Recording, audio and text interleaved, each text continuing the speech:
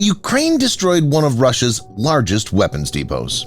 An aerial attack struck the northeast ammunition depot of Toropets in the Tver region. It's located about 300 miles or 480 kilometers from the front lines and 240 miles or 385 kilometers west of Moscow.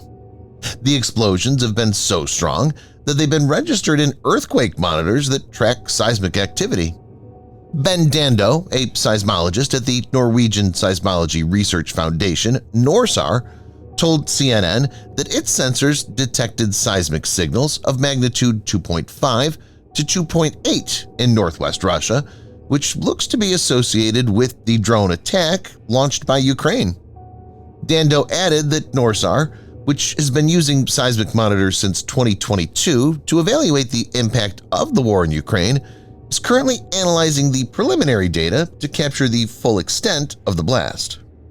Some reports indicate 17 explosions were detected by earthquake monitoring equipment in Estonia, Russia, and Ukraine, ranging from 2.0 to 2.8 on the Richter scale. In this video, Defense Updates reports on the destruction of Russian Toropets Northeast Ammunition Depot. Before we proceed, a word on NordVPN, which is one of the most trusted VPN brands worldwide that has a no-log policy validated by Deloitte, an industry-leading Big Four auditing firm. NordVPN provides an encrypted tunnel that protects your privacy by preventing external entry to your internet traffic, as well as enabling you to access content that's blocked based on geolocation. Best of all, with one NordVPN account, you can secure up to 6 devices at the same time. Get an exclusive NordVPN deal with massive savings by going to nordvpn.com/defense or clicking the link in the description. It's risk-free with Nord's 30-day money-back guarantee.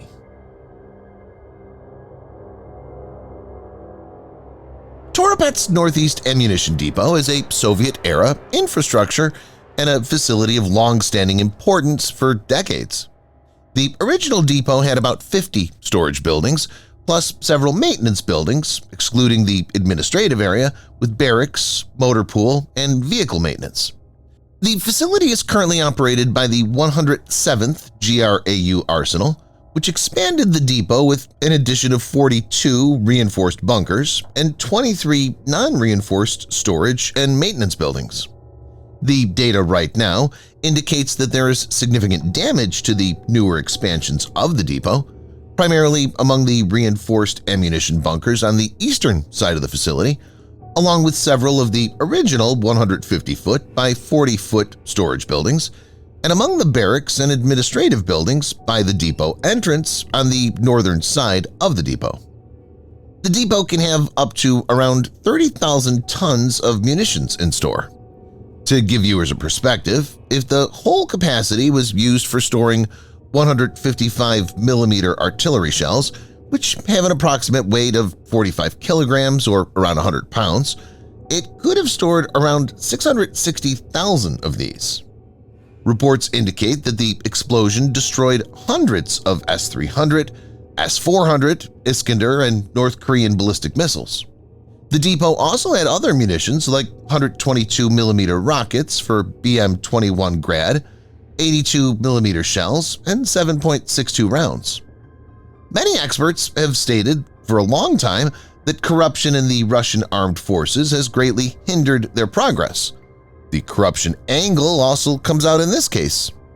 The Russian Ministry of Defense made some specific statements in 2018 and 2022 regarding the facility which seemed to be false. 2018, quote, "Protect the stockpiles of missiles and ammunition from missile strikes and withstand a nuclear blast."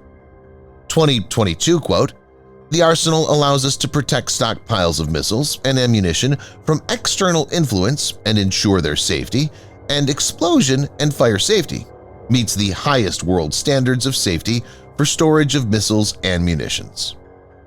Upwards of 200 Russian troops may have been killed at Toropets Northeast Ammunition Depot. The facility is reportedly burning even now, with secondary explosions setting off from time to time. Russian authorities have announced a partial evacuation of the city of Toropets. Some locals on Russian social media have reported the nearby towns are destroyed, and Sikorevo, is completely cut off due to the fires. The only way out is by boat across the lake.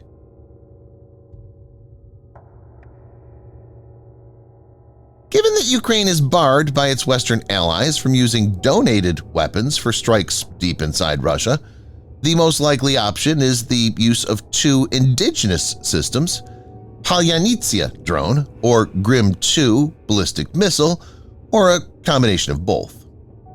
The Ukrainian military hasn't officially released details on the specs of the Polyanitsia, but said that the rocket drone was a form of high-speed, precision-targeted projectile. The drone is thought to be made of a wooden frame and has a fiberglass skin. It has a large fuel tank for long-range flight and 20 kilograms or 44 pounds blast fragmentation warhead. Reports suggest that the platform uses Starlink for navigation. It's thought to have a range of 600 kilometers or 372 miles. Grim-2 is thought to be the first domestically developed ballistic missile of Ukraine. In an interview with Novini Live, Mikhailo Podolyak, advisor to the head of the president's office, indicated that the missile is likely to have a range of 650 kilometers or around 400 miles. Grim-2 is a response to Russian Iskander missile. Time and again, Russian forces have been caught off guard by the Ukrainian military. From the sinking of the Black Sea Fleet flagship Moskva to the attack on multi-million-dollar aircraft and bases inside Russia, there are many signs of incompetence as well as corruption. The facility, like most Soviet and Russian military depots, is directly connected to the Russian rail networks, and the facility shipped munitions to many areas. The impact of this attack will be felt immediately, particularly by Russian forces in the north. This is not a small setback, since apart from the loss of munitions, the depot itself may need extensive repairs and rebuilding. Ukraine has been pushing its key allies, including the United States, to give the go-ahead to carry out missile strikes on targets deeper into Russian territory. Last week, Russian President Vladimir Putin warned NATO members that lifting restrictions on Ukraine's use of long-range missile systems would mean entering into war with Russia itself. It's clear from this attack what kind of impact Ukrainian forces could have if they're allowed to use long-range weapons inside Russia. Subscribe for more videos like this. Hit the like button if you find the video interesting, and kindly provide your feedback in the comment section. This will help us improve.